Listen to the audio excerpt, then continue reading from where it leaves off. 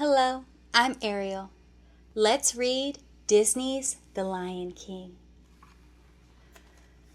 The Lion King.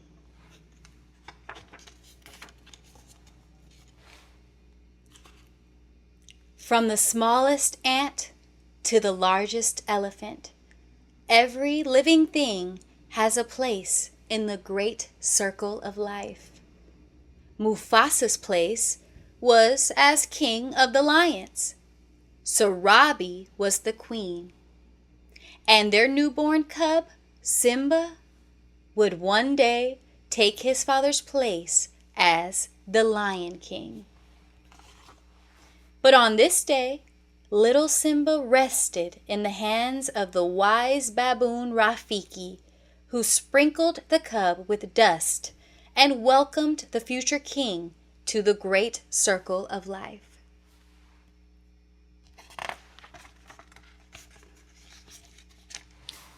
Mufasa's brother Scar did not attend the ceremony. He was not happy that Simba was the next in line to rule the Pride lands, for Scar had always wanted to be king. Time passed and Simba grew. Early one morning, Mufasa took him to the top of Pride Rock. "Simba, look," he said. "Everything the light touches is our kingdom." "Wow," the young lion said. Then he asked, "What about the shadowy place?" "That's beyond our borders. You must never go there, Simba," warned Mufasa. Later, Simba proudly told his uncle Scar, "Someday I'm gonna rule the whole kingdom." "Well, everything except the shadowy place. My father said I can't go there."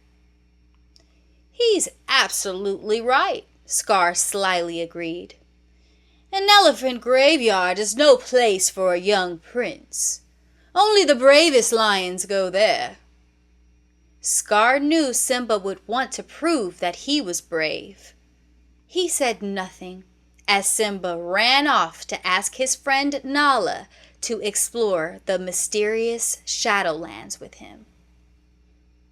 When the friends arrived at the Shadowlands, they discovered an eerie, steamy place filled with elephant bones. "It's so creepy," whispered Nala nervously. "Come on," said Simba. "Let's check it out." Zazu, the king's minister, had been looking for the cubs. When he caught up with them, he warned, "We are too far from the Pride Lands. It is dangerous." Strange laughter rang out. It belonged to 3 hyenas, Banzai, Shenzi, and Ed, who slinked out from an elephant skull.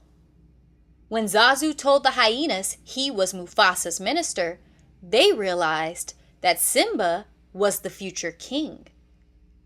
"He's a king fit for a meal," Banzai snickered. The hyenas chased Simba and Nala. Suddenly, a thunderous roar rattled rocks and bones. It was the roar of Mufasa, the Lion King. The frightened hyenas ran away. That evening, Mufasa had a talk with Simba.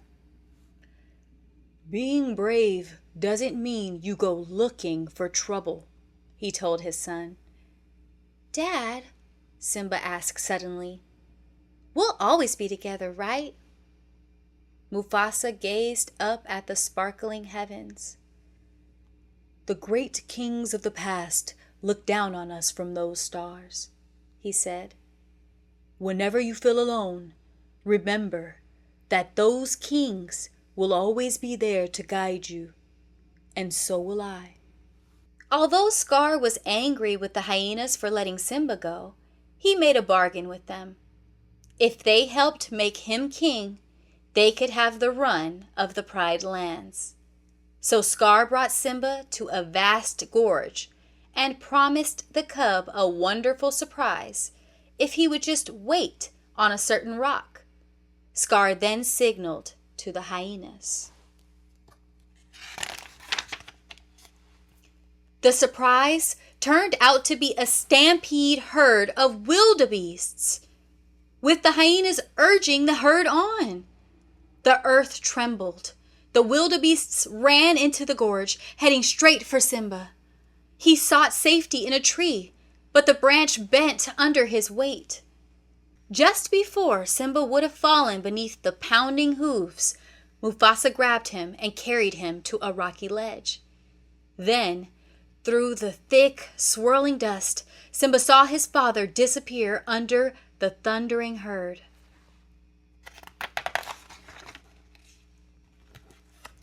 When the stampede had passed, Simba found his father lying lifeless at the foot of a cliff. What Simba did not know was that Scar had pushed his brother off the rock. "If it weren't for you, the king would still be alive," lied Scar, appearing at Simba's side. "He tried to save me," said the cub, sobbing. It was an accident." "Run away, Simba," Scar advised. "Run away and never return." Scar watched as Simba ran away. Then he sent his hyenas to kill the cub. But when the hyenas reached a thorny thicket, they stopped. "He'll never survive in the desert," they reasoned. And so they returned to Pride Rock and their new king, Scar. Under the burning desert sun, Simba surely would have died if it had not been for two curious creatures, Timon the meerkat and Pumbaa the warthog. Timon and Pumbaa felt sorry for the cub. They took him to their jungle home and taught him how to live by Timon's philosophy, Hakuna matata, which meant no worries. They also taught the cub to eat insects. Simba tried to put the past behind him, but one clear night the stars reminded him of the old kings and his father, Mufasa. Then one day, a lioness chased Pumbaa. Simba rushed to protect his friends. "Nala!" he cried. "Simba," the lioness said, "I thought you were dead." The friends embraced. Then Nala told Simba that under cruel King Scar, the Pride Lands had become barren and the animals were starving. Hyenas were everywhere, but Simba refused to go back and take his place as the Lion King. He did not feel worthy. That night, wise old Rafiki found Simba alone. He led Simba to a small pool. Simba saw his father's face in the water. Then he heard his father's voice. "Simba, look inside yourself," Mufasa said. "You are my son and the one true king. You must take your place in the circle of life."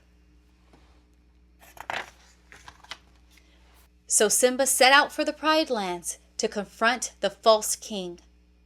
Later, his friends Nala, Timon, and Pumbaa joined him. "I'm surprised to see you alive," sneered Scar as Simba approached Pride Rock. "I've come back to take my place as king," declared Simba. With an angry snarl, Scar forced Simba to the edge of a cliff. As Simba struggled to hold on, Scar leaned down and whispered, "Here's my little secret, Simba. You didn't kill your father. I did." Simba's heart filled with rage, and the strength of 10 lions surged through him. he struggled up onto the rock, leaped on Scar, and the battle began.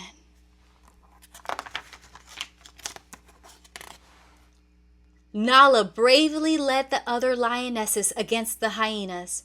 Even Timon and Pumbaa joined the fight. The battle raged until all the hyenas ran from Pride Rock. Simba chased Scar to the top of Pride Rock and cornered him.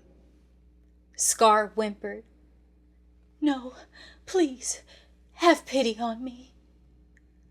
"Run away, Scar," Simba said.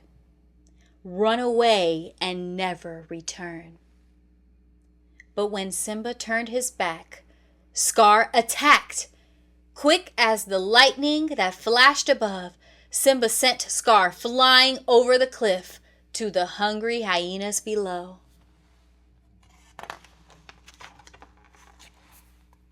So Scar's evil reign ended, and Simba took his rightful place as the Lion King. In time, King Simba and Queen Nala had a cub of their own. Way atop Pride Rock, their child rested in the hands of the wise baboon Rafiki, who sprinkled the cub with dust and welcomed her to the great circle of life.